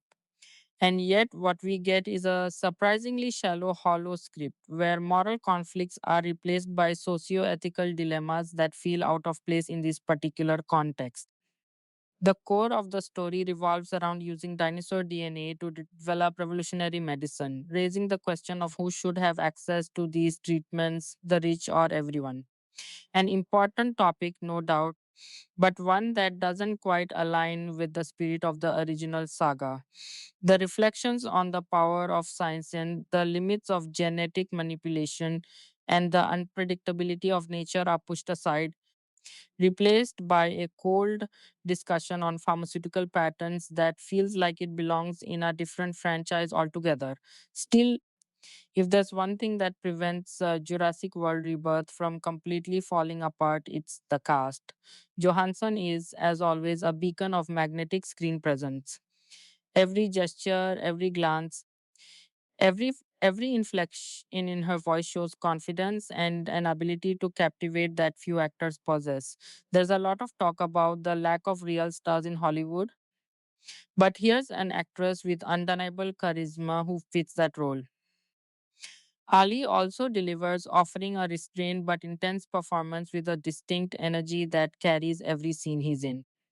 Bailey has convincing chemistry with Johansson, and all the supporting actors do their best to elevate their roles. Unfortunately, the characters are so empty, with such generic motivations and such expository dialogue, that not even the best performers can hide the seams of the script. On top of that, there's a clear excess of characters and subplots, namely a shipwrecked family that lingers until the end as dead weight. There are moments where they literally just recite biographical files to one another as if the audience urgently needs to know a character's traumatic past to justify a certain action. There's no organic development. Everything is imposed, artificial, and nearly mechanical. The most memorable technical aspect of Jurassic World Rebirth is, unsurprisingly, the score. Alexander Desplat, the French Dispatch, takes John Williams' classic themes and breathes new life into them with emotional variations and powerful orchestrations. The music elevates scenes that would otherwise be completely bland, but even here the reliance on the past is noticeable. The emotional impact comes directly from the viewer's associations with the original music. The credit lies less in the composition itself and more in the emotional memory it carries. Perhaps the most frustrating element of Jurassic World Rebirth is its lack of identity. The title promises rebirth, but what we get is just another recycling. The attempt to restart the saga with new characters and new threats completely spoiled the trailers, by the way, isn't bold enough to stand out as the beginning of a new phase, nor coherent enough with what came before to work as a continuation. It ends up in a strange limbo, like a prestige spin off that doesn't quite know where it wants to go. And that shows in the ending, which leaves more loose threads than resolutions, as if setting up a new trilogy that honestly doesn't feel earned. Of course, there are moments of pure entertainment. Some of the dinosaur action sequences still awaken that childlike adrenaline rush that takes us back to the original wonder. And even when Jurassic World Rebirth fails, it does so with enough reread and does so with enough visual polish to never be out bad. But perhaps the biggest sign of fatigue is personal. Develops irritability if even the characters within the movie shows signs of exhaustion and indifference in a world where dinosaurs should be a constant threat. Maybe the audience is starting to feel the same. The idea is no longer fresh and no longer surprises or fascinates the way it once did. Cinema thrives on reinvention, not repetition. Jurassic World Rebirth ends up reflecting the franchise's current state. A visually competent product with talent in front of and behind the camera, but lost in its lack of purpose and narrative ambition. The cast is excellent, but the characters are hollow. The dinosaurs are still impressive, but their presence no longer holds the same weight. And the themes, once so rich and provocative, have been replaced by modern dilemmas that, while valid, don't truly belong in this universe. Maybe it's time to accept that life does indeed find a way, but that way isn't always through continuation. Sometimes the best thing we can do is let go. Maybe it's time to accept that life does indeed find a way, but that way isn't always through continuation. Sometimes the best thing we can do is let go. Jurassic World Rebirth is now showing in theaters. If you're still obsessed with dinosaurs and remember that magical thrill from the very first Jurassic Park movie, you won't want to miss this continuation. And yes, once again, it's us humans messing everything up. Read our full Jurassic World Rebirth review below. Jurassic World Rebirth is finally here, and as a longtime fan of both the Jurassic Park and Jurassic World universes, I've been looking forward to this one. Granted, not all the films in this franchise are created equal still. I'll never forget that gut level excitement from the original. The score alone, as iconic as Superman, Indiana Jones, or Star Wars, instantly brings back that sense of movie magic. With this latest chapter in the Jurassic World saga, the plot actually hits the mark. For me, anyway. Also, the runtime clocks in at just over 2 hours, officially 2 hours and 14 minutes including credits, which fits the story well. Continue reading our Jurassic World Rebirth review. Find it in US. Theaters from July 2nd, 2025. Humanity is bored with dinosaurs. Let's start with the core concept of Jurassic World Rebirth, which for once really hits home. Basically, human beings have grown tired of dinosaurs. Yes, the novelty has simply worn off already. They are no longer thrilling or the latest advancement of mankind's scientific evolution. Sure, a few incidents, as chronicled in earlier films, didn't help, but that's not the problem here. Instead, humans have turned their attention to the messes we've made elsewhere: pandemics, climate disasters, and extreme political tensions. This so called dino fatigue actually started nearly 2 decades ago, which is when Jurassic World Rebirth picks up. The classic dinosaurs from Jurassic Park just weren't cutting it anymore, was it was rewritten. So scientists began creating new ones, not on the original island where the OG Jurassic Park theme park was located, but on a nearby island where everything happens behind closed lab doors. just like all nasty experiments that are never meant for public eyes. Naturally, it all went sideways again, and the whole operation was eventually abandoned. What's left is an island where a mix of classic dinosaurs and experimental hybrids, designer dinos, if you will, now roam freely. Mercenaries and Big Pharma playing God, and then as I dig new dinosaurs isn't exactly new territory in this franchise. We've had hybrids and engineered predators before. But in Jurassic World, Rebirth, developed the script, it's no longer just about spectacle. Instead, it's about exploitation. This time, it's Big Pharma stepping in, which seems like a very logical step in our day and age. A major pharmaceutical company is on the brink of a breakthrough, a heart medication that could delay cardiovascular diseases for decades. In other words, a drug worth billions. The Screeter, all they need is a bit of fresh tissue and blood from Earth's largest and most ancient creatures, the dinosaurs. Three different species of dinosaurs to be exact. Honestly, the premise feels disturbingly believable. Humans have always been willing to pillage nature for profit. And here that theme is brought to life with a sharp and well cast ensemble. A strong cast sells the plot as the morally complex mercenary Zora, someone driven by cash but not entirely heartless. We get action superstar Scarlett Johansson, Black Widow, Ghost in the Shell.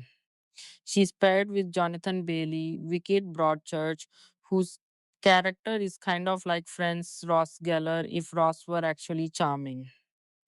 He's brought in to track down the dinosaurs and retrieve the samples as safely as possible. Jonathan Bailey's character is named Dr. Loomis, a name that will absolutely send a chill down the spine of horror fans, especially those familiar with Halloween and a certain Michael Myers who definitely also needed a doctor. We also get a solid lineup in the supporting cast. This includes double Oscar winner Mahershala Ali, Leave the World Behind, the upcoming Blade, Ed Skrein, Rebel Moon, Manuel Garcia Rulfo, the Lincoln Lawyer, and Rupert Friend, Companion. Well, to name just a few, because there are more core characters.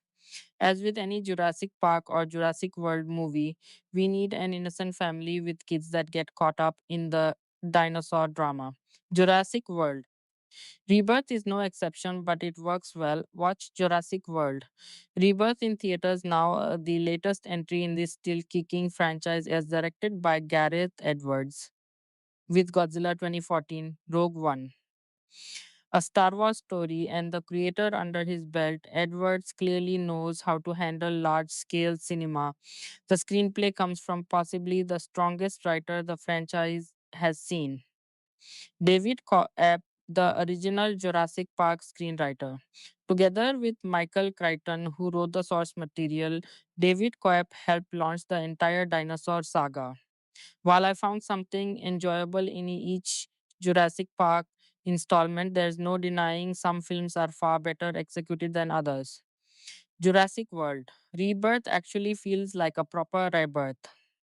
It brings things back to a simple, solid storyline and characters you can care about.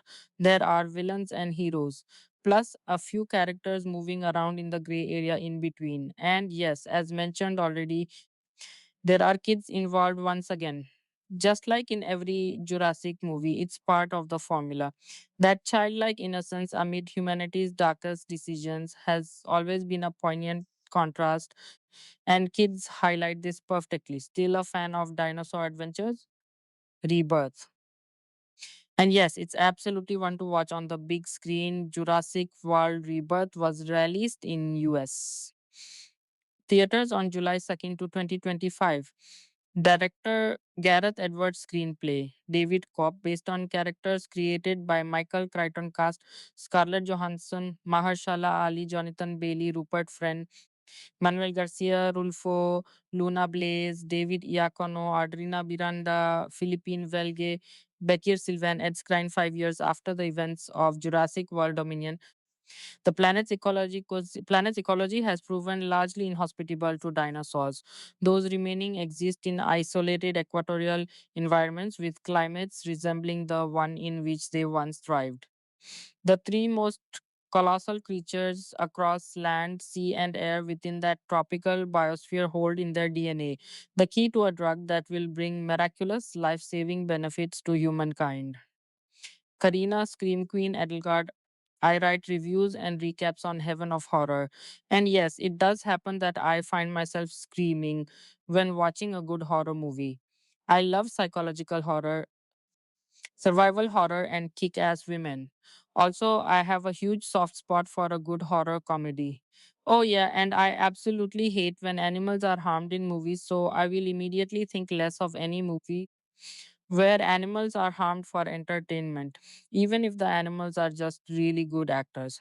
Fortunately, horror doesn't use this nearly as much as comedy, and people assume horror lovers are the messed up ones. Go figure, New York, some 35 years ago, author Michael Crichton pondered the disastrous implications of using DNA to revive various species of dinosaurs.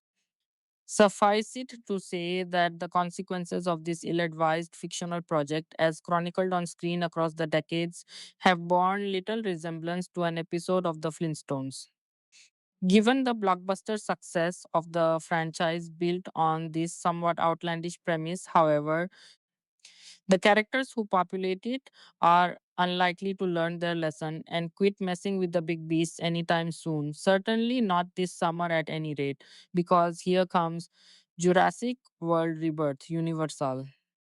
Foremost among those failing to get the message this time, Crichton's 1990 novel and two trilogies of filmed cautionary tales notwithstanding, is pharmaceutical executive Martin Krebs' Rupert friend. Krebs Corporation is out to use dino DNA for advanced medical research, but retrieving the stuff is not, of course, going to be a one man project. So Krebs uses the lure of big bucks to recruit special ops veteran Zora Bennett, Scarlett Johansson, and her long-standing professional partner Duncan Kincaid, Mahershala Ali to provide security. He also enlists the expertise of paleontologist Dr. Henry Loomis, Jonathan Bailey, global warming, together with the differences in atmosphere between the Earth of the Mesozoic era and that of the 21st century, have, as David Cobb's script informs us, taken their toll on dinosaurs. As a result, the only places in which the anachronistic creatures continue to thrive are to be found close to the equator. One such venue being the fictitious Ile Saint Harbor. Thither, accordingly, the quartet undertake their quest. They are interrupted along the way, though, by a distress call from a family of tourists whose sailboat has been attacked by a marine dinosaur. This development results in expanding the already ensemble cast to include dad Ruben Delgado, Manuel Garcia Rulfo, his teen daughter Teresa Luna Blaze, her preteen sister Isabella Audrina Miranda, and Teresa's slacker boyfriend Xavier David Iacono. But it's not long before a fresh onslaught separates these two groups again. After each washes up ashore on the targeted island, director Gareth Edwards charts their various brushes with death in a sometimes suspenseful, occasionally humorous, but ultimately forgettable story. Later, it was rewritten. Is there much of substance to consider amid the hair's breadth escapes? Not especially. Duncan serves as the movie's moral compass, and both he and Xavier demonstrate altruism in protecting others. Swashbuckling Zora and Class R nerd Henry Bond, but Queb can't seem to decide whether they are soulmates or merely opposites attract amigos. Henry briefly gives vent to an environmental sermon in which he portrays humans as the villains of natural history. While this comes across as vaguely out of sync with Christian values, it's too fleeting to make much of an impact. Speaking of humans, some of them do predictably get munched. But Edwards keeps the action mostly stylized, albeit some of the grim results are displayed after the fact. Accordingly, parents may possibly find this diffuse adventure acceptable for older teens.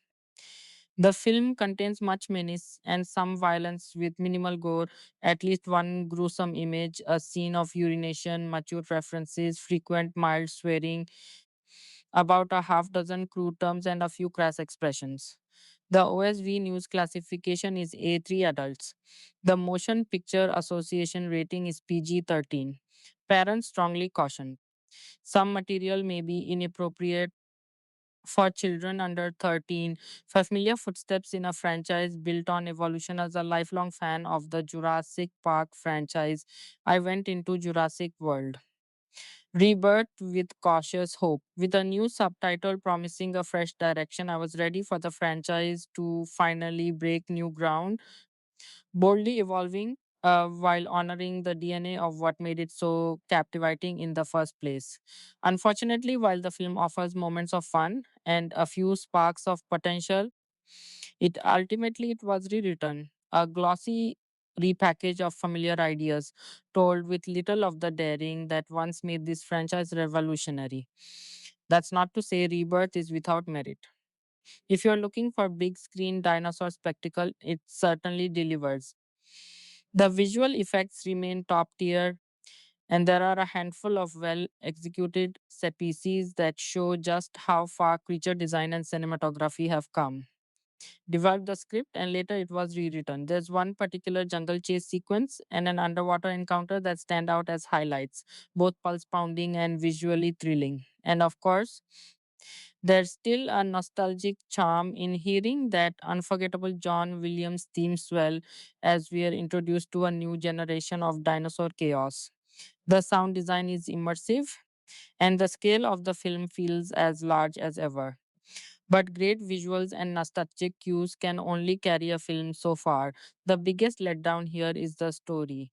Rather than taking the franchise in a new direction, Rebirth largely plays it safe. The film revisits many of the same beats we've seen before: man meddling with nature, corporate greed outpacing ethical responsibility, dinosaurs on the loose, and humans scrambling to clean up the mess. It's not that these themes are tired, it's that they're underdeveloped. The plot doesn't dive deeper into any new moral dilemmas or philosophical explorations. It simply dusts off the old rule book and runs another lap around the island. Where Rebirth does start to shine is in its introduction of new characters. The ensemble brings a fresh energy to the screen, young, diverse, and full of potential. There's a real sense that this cast could carry future entries forward if given stronger material. Their chemistry works, and a few emotional beats between characters hint at what could have been a deeper, more character driven story. Unfortunately, even these promising newcomers often find themselves falling into familiar traps. Arcus archetypes we've seen before, making the same poor decisions their predecessors made, just in shinier clothes. One thing that's become apparent over time is how central the human element is to a Jurassic film success. The original movie succeeded not just because of the dinosaurs, but because it cared about the people. Here, while the cast does their best, the script doesn't give them enough depth. There's a lot of reacting, a lot of running, but not much growth. And without emotional stakes, even the most exciting sequences lose impact. Visually, the is strong, with a healthy mix of practical effects and digital artistry. The dinosaurs look great, and some of the newer species introduced here are a welcome addition. But what's missing is that sense of awe, that Spielbergian wonder that made us feel like we were truly witnessing something extraordinary.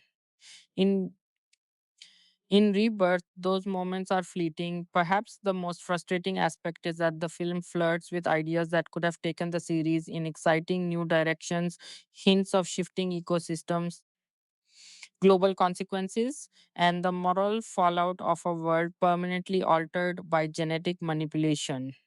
But none of it is explored with the depth it deserves. In a franchise literally built on the concept of evolution, Jurassic World Rebirth feels like it's standing still. There's no major leap forward, no redefinition of the franchise. It's a decent popcorn flick, sure, and longtime fans will still find things to enjoy. But it's hard not to feel like the series is running out of creative steam, relying more on echoes of the past than forging a bold path into the future.